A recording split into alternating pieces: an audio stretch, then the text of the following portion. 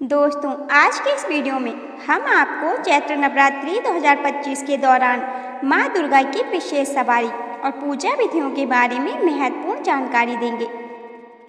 दोस्तों, इस साल माँ दुर्गा हाथी पर सवार होकर पृथ्वीलोक पर पधार रही हैं। दोस्तों, मान्यताओं के अनुसार जब माँ दुर्गा हाथी पर सवार होकर आती हैं तो यह बहुत ही शुभ और कल्याणकारी माना जाता है।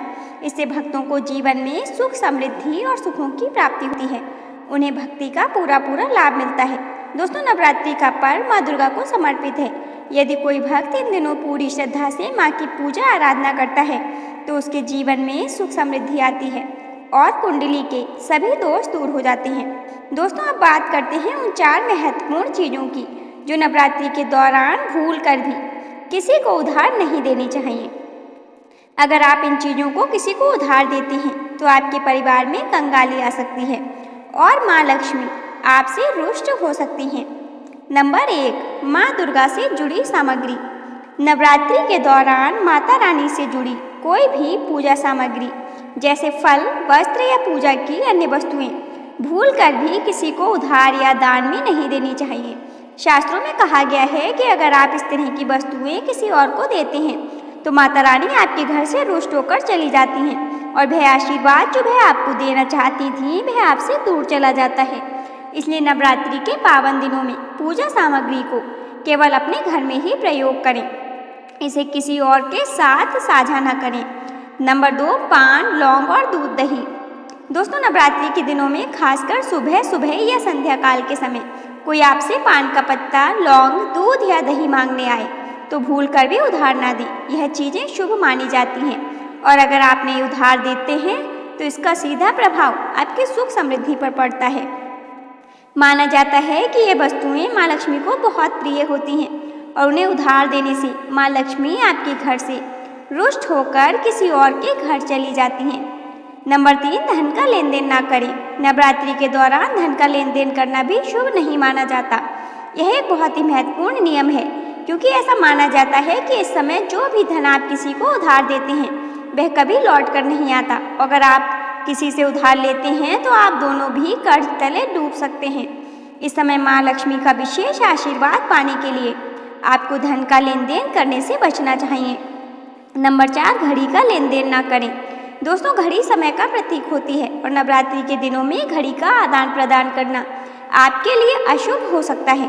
घड़ी ना तो किसी को गिफ्ट करें और ना ही किसी से लें। अगर आप अपनी घड़ी किसी और को देते हैं तो इसका मतलब होता है कि आप अपना अच्छा समय किसी और को दे रहे हैं। इससे आपके जीवन में परेशानी आ सकती है और आपका समय बिगड़ सकता है। नंबर 5, नवरात्रि में किचन से संबंधित वस्तुएं उधार ना दें। दोस्तों, नवरात्रि के दौरान रसोई घर की वस्तुओं का विशेष महत्व होता है क्योंकि भोजन और रसोई की वस्तुएं हमारे घर की समृद्धि का प्रतीक होती हैं। वैसे ही घर में प्रयोग होने वाली कई वस्तुएं जैसे तेल, हल्दी और मसाले सौभाग्य समृद्धि से जुड़े होते हैं। लेकिन क्या आप जानते हैं कि नवरात्रि के दिनों में इन वस्तुओं को उधार देना आपके घर की समृद्धि को नष्ट कर सकता है। नवरात्रि के पवित्र दिनों में तेल और घी को सौभाग्य और देवी लक्ष्मी का प्रतीक माना जाता है। ऐसा माना जाता है कि जिस घर में तेल और घी प्रचुर मात्रा में होता है वहाँ माता लक्ष्मी का वास होता है और परिवार में धन और सुख समृद्धि बनी रहती है। इसी तरह हल्दी भी बहुत ही शुभ मानी जाती है। उसे स्वास्थ्य, सौभाग्य व जीवन की सुख शांति का प्रतीक माना जाता है। नवरात्रि के दौरान अगर कोई आपसे रसोई की वस्तुओं जैसे तेल, घी, हल्दी या मसाले मांगता है तो आपको इन्हें उधार देने से बचना चाहिए। मान्यता है कि इन वस्तुओं को उधार देने से आपके घर की सुख समृद्धि और सौभाग्य दूसरों के घर चला जाता है। शास्त्रों के अनुसार रसोई घर की वस्तुएं आपके घर की लक्ष्मी यानी धन और समृद्धि का प्रतीक होती हैं और इन्हें उधार देने से माँ लक्ष्मी आपसे रुष्ट हो सकती हैं। खासतौर पर हल्दी को उधार देने से बचना चाहिए क्योंकि यह वैवाहिक जीवन में शांति और सौहार्द का प्रतीक होती है। अगर आप हल्दी किसी को उधार देते हैं तो इसका सीधा असर आपके वैवाहिक जीवन और सुख शांति पर पड़ सकता है। इसलिए नवरात्रि के दौरान रसोई घर की किसी भी पवित्र वस्तु को उधार देने से बचें ताकि आपकी समृद्धि और सौभाग्य बना रहे। नंबर 6, नवरात्रि में तुलसी का पौधा ना दें। तुलसी का पौधा हिंदू धर्म में विशेष रूप से पवित्र माना जाता है। इसे देवी लक्ष्मी का स्वरूप भी कहा गया है। इसके घर में होने से माँ लक्ष्मी की कृपा सदैव बनी रहती है। लेकिन नवरात्रि के पवित्र दिनों में तुलसी के पौधे से जुड़ी खास मान्यता है, जिसके बारे में जानना आपके लिए बेहद जरूरी है। तुलसी का पौधा आपके घर में सकारात्मक ऊर्जा का संचार करता है और नकारात्मक शक्तियों को दूर रखता है। इससे स्वास्थ्य समृद्धि का प्रतीक भी माना जाता है। शास्त्रों में कहा गया है कि जिस घर में तुलसी का पौधा होता है वहाँ माँ लक्ष्मी और भगवान विष्णु की कृपा सदैव बनी रहती है। तुलसी के पौधे की देखभाल करना, उसे प्रतिदिन जल अर्पित करना घर की सुख समृद्धि और उन्नति के लिए आवश्यक है। हालांकि तुलसी का पौधा अत्यंत पवित्र और शुभ होता है, लेकिन नवरात्रि के दौरान इसे किसी और को देना या दान करना अशुभ माना जाता है। मान्यता है कि अगर नवरात्रि के दिनों में तुलसी का पौधा किसी अन्य व्यक्ति को आप देते हैं तो आपके घर की सुख समृद्धि और सौभाग्य दूसरे के घर चला जाता है। माँ लक्ष्मी आपके घर से रुष्ट होकर दूसरे के घर चली जाती हैं, जिससे आपके जीवन में आर्थिक परेशानियां और समस्याएं उत्पन्न हो सकती हैं। नवरात्रि के दिनों में तुलसी का पौधा अपने घर में रखें, उसकी अच्छे से देखभाल करें, लेकिन इसे किसी को ना दें। इस समय तुलसी के पौधे का दान करने से घर की समृद्धि और सकारात्मक ऊर्जा घटने लगती है और आपके जीवन पर इसका विपरीत प्रभाव पड़ सकता है। तुलसी के पौधे को प्रतिदिन जल अर्पित करें और ध्यान रखें कि यह पौधा स्वस्थ और हरा भरा रहे। नवरात्रि के दिनों में तुलसी की विशेष पूजा करें, उसके पास एक दीपक जलाएं। ऐसा करने से आपके घर में सकारात्मक ऊर्जा का प्रभाव होता है और माँ लक्ष्मी की कृपा बनी रहती है। नंबर 7, नवरात्रि के दिनों में पुराने कपड़ों का आदान प्रदान न करें। नवरात्रि के पवित्र समय में वस्त्र दान करने का अत्यंत शुभ माना जाता है। खासकर अगर आपने लाल या पीले या हरे रंग के वस्त्र पहनते हैं तो यह माता रानी को विशेष रूप से प्रिय होते हैं। लेकिन क्या आप जानते हैं कि नवरात्रि के दिनों में अपने पुराने या पहने हुए कपड़े किसी अन्य व्यक्ति को दान या उधार नहीं देना अशुभ होता है। मान्यता है कि पुराने कपड़ों के साथ आपके जीवन की समृद्धि, सौभाग्य और उन्नति भी जुड़ी होती है। अगर आप पहने हुए कपड़े किसी व्यक्ति को देते हैं तो उसके साथ ही आप अच्छे समय और सुख समृद्धि को भी दूसरे के घर भेज रहे होते हैं। शास्त्रों के अनुसार कपड़े दान करने से जुड़ी कई मान्यताएं हैं, लेकिन खासकर नवरात्रि के दिनों में यह सलाह दी जाती है कि पुराने या पहने हुए कपड़े किसी को दान न करें। यदि आप किसी को वस्त्र देना चाहते हैं तो नया कपड़ा ही दें और यह कपड़े विशेष रूप से शुभ रंगों के होने चाहिए। काले या सफेद रंग के कपड़े ना दें, क्योंकि ये नकारात्मक ऊर्जा को आकर्षित कर सकते हैं। नवरात्रि के दौरान काले और सफेद कपड़े पहनना या किसी को दान में देना राहु दोष को आमंत्रित कर सकता है, जिससे परिवार में दुख और परेशानियां आ सकती हैं। इसके अलावा पहने हुए कपड़ों के साथ आपके जीवन की समृद्धि, उन्नति भी जुड़ी होती है और यदि आपके कपड़े दूसरों को देते हैं तो आपके घर की लक्ष्मी यानी धन और समृद्धि भी दूसरों के घर चली जाती है।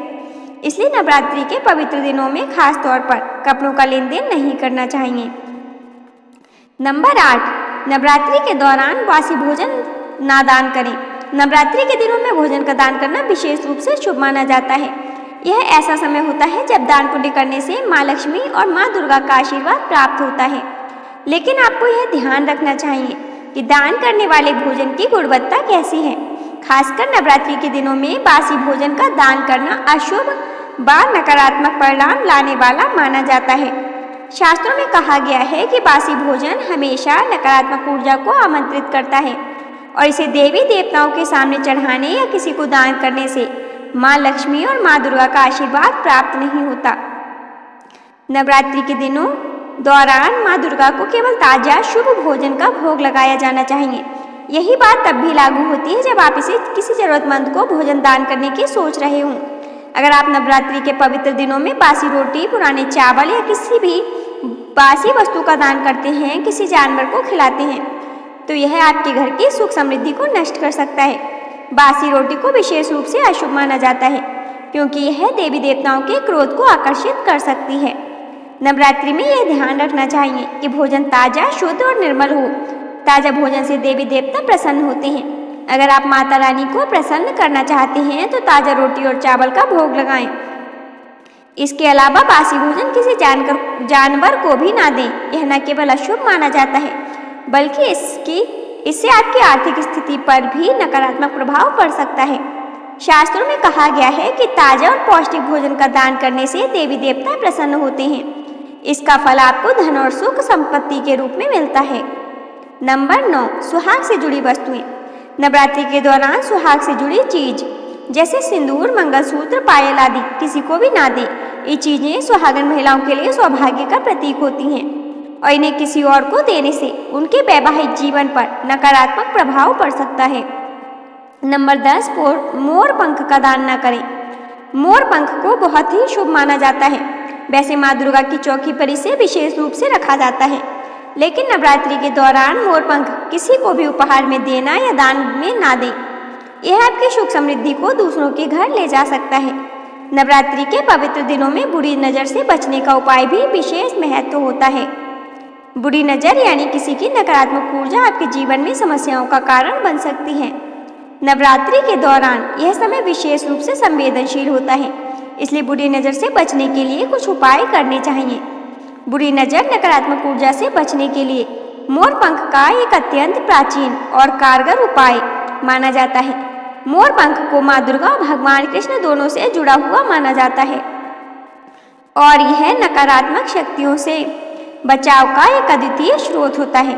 शास्त्र में कहा गया है कि नवरात्रि के दिनों में मोर पंख को घर के मुख्य द्वार, पूजा स्थान या बच्चों के कमरे में लगाने से बुरी नज़र का प्रभाव नहीं पड़ता। नवरात्रि के दौरान मोर पंख विशेष रूप से माँ दुर्गा की चौकी पर रखा जाता है, क्योंकि यह बहुत ही शुभ मंगलकारी माना जाता है। यह आपके घर में सकारात्मक ऊर्जा का संचार करता है, बुरी शक्तियों को दूर रखता है। मोर पंख के द्वारा आप अपने घर को नकारात्मक शक्तियों से बचा सकते हैं और माँ दुर्गा की कृपा सदा के लिए प्राप्त कर सकते हैं। दोस्तों, आज की वीडियो आपको कैसी लगी कमेंट करके जरूर बताइएगा। वीडियो अच्छा लगा हो तो लाइक और शेयर कीजिएगा। साथ ही कमेंट बॉक्स में सच्चे दिल से जय माता दी जरूर लिखें। चैनल पर नए हों तो हमारे चैनल को सब्सक्राइब करना ना भूलें। धन्यवाद।